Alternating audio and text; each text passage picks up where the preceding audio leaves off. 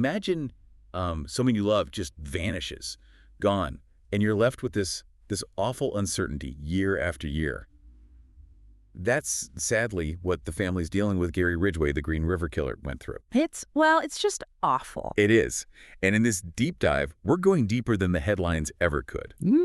We want to get at what turns a person seemingly ordinary into, well, one of America's worst serial killers. What gets me, and this is the scary part, is how someone can have a job, a family even, and have this darkness inside. Like a double life, almost. Exactly. And Ridgway, he kept that up for, what, almost 2 decades?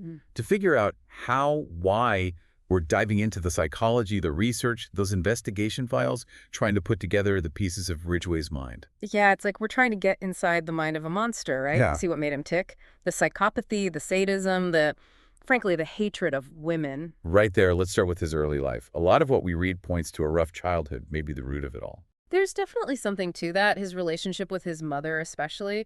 Reports suggest it was, I don't know, a love-hate thing, really intense. He said she was controlling, made him feel small sometimes. That's got to do something to a kid to make you think how that messed up his view of women later on. Oh, absolutely. And on top of that, there's this history of violence, even when Ridgway was young himself. You're talking about that time he stabbed a little boy, 6 years old, when he was a teenager. Exactly. And while that's horrifying on its own, it's even more so when you see it as maybe a sign of things to come. It hints at this ease with violence, this lack of respect for life that's just, well, terrifying. Like a glimpse into the future and a horrifying one. And then there's the fact that sources say Ridgway had a low IQ, something like 82. Right. And I have to be careful here. A low IQ is in no way an excuse for what he did. But some experts think it might have played a part in how he thought, how well he really grasped how serious his actions were. So you're saying he maybe didn't fully understand the weight of his crimes? It's a bit more complicated than that. Sometimes a low IQ can mean trouble with self-control, with relating to people, with managing emotions.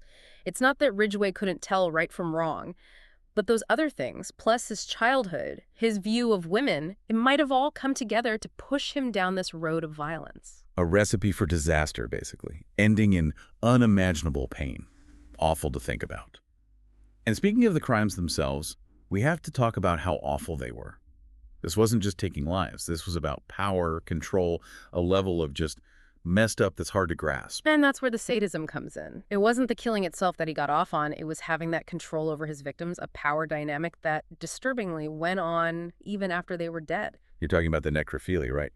Going back to the crime scenes, to the bodies. Exactly. And it's not like he was just fascinated by death in some morbid way. It points to this deep-seated need to dominate, to possess, to have ultimate power, even if it meant, well, even in death. Ridgway needed that control. He'd even call his victims bodies, like they were objects. It's heartbreaking.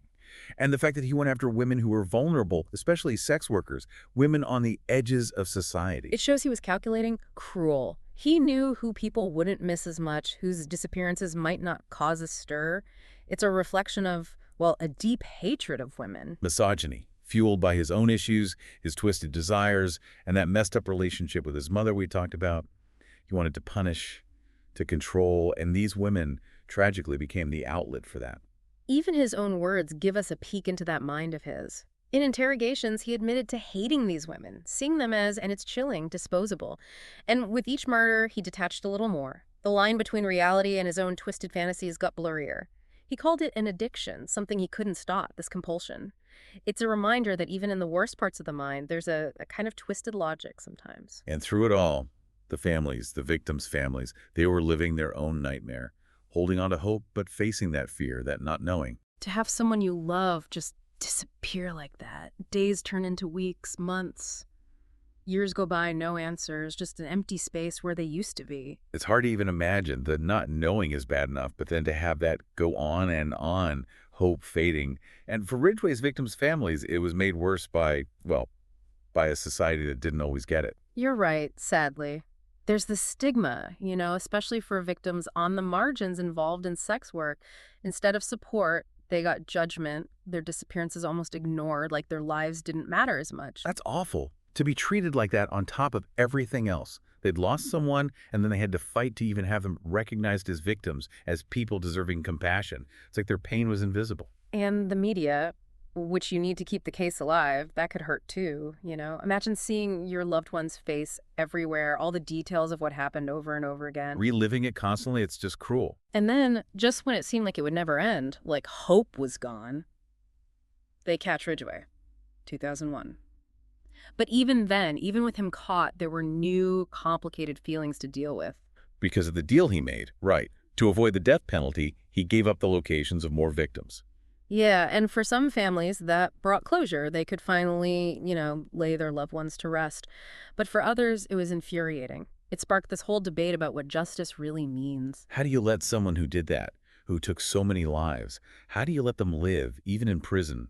Must have felt like a betrayal to some. Absolutely, it divided people, and understandably so. For many, nothing could ever make up for what he did. The pain didn't just stop with his arrest. The trauma, the grief, the mental scars, that stuff stays with you long after the news moves on. It does. And it wasn't just the families. This case, it forced law enforcement to look at how they were treating cases, especially when the victims were from marginalized communities, sex workers. Like their lives were worth less, their disappearance is not as important, their stories pushed aside.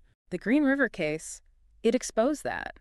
It was a wake-up call, showing how much we need better communication, more sensitivity, and how we need to be more proactive in protecting those who are most vulnerable.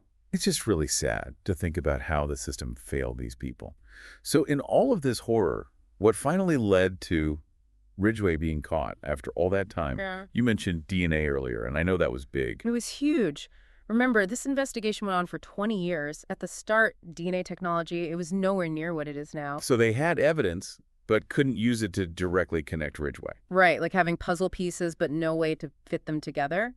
But as science progressed, they could go back to the old evidence with new methods, and that's when things changed. They were able to take those semen samples from the crime scenes and finally get a match. Exactly. In 2001, that match pointed right to Gary Ridgway.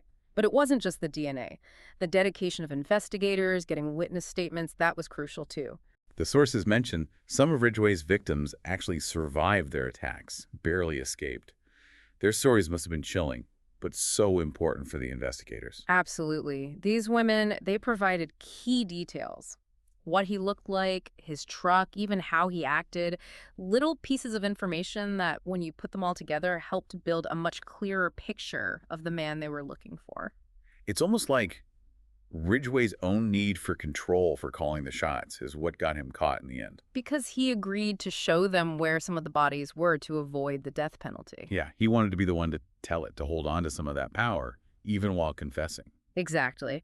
And while his arrest brought some closure, the Green River Killer case, it stays with us. It makes us confront the dark side of humanity, the terrible effects of violence. It's like he wanted to go down on his own terms, horrible as they were. Yeah, and you see that a lot with these types, these serial killers. It's not just power, it's being known, even if it means being locked up forever. To be infamous, yeah.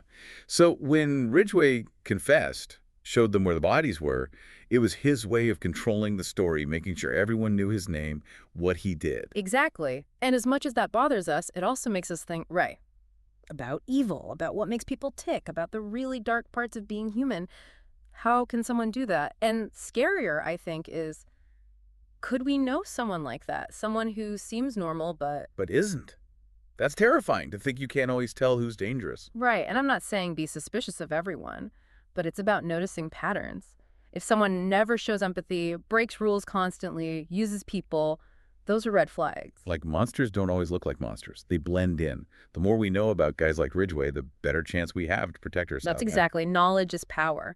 And as awful as this case was, it did lead to better profiling, DNA analysis, how police handle cases, especially when the victims are marginalized, like sex workers. So it changed things, in a way. A small good thing coming from something so horrible. Yeah. But the fight's not over. We have to remember the victims, honor them by speaking up for those who are vulnerable, fighting those biases in society, and making sure every life lost is counted. Because they mattered. Their lives mattered. And getting justice isn't the end, it's just one part. Well said. The Green River case, it's a reminder of how dark things can get, but it also shows how strong people can be and how we can work together to make things better, safer, more just. So as we wrap up this deep dive, what's the main takeaway here? What do we hope people remember from learning about Ridgway? For me, it's about empathy. Seeing everyone's worth no matter what their life is like, what choices they've made. It's about building a world where everyone feels like they matter, like they're heard. And it's a call to action, right? We can't get rid of the bad stuff, but we can choose to fight it with compassion, understanding, and a commitment to justice. Absolutely, that's a good note to end on. The Green River Killer, he showed us the worst of humanity, but also, in a way, the best. The strength to come back from tragedy, to learn from it, and to keep fighting for a better world.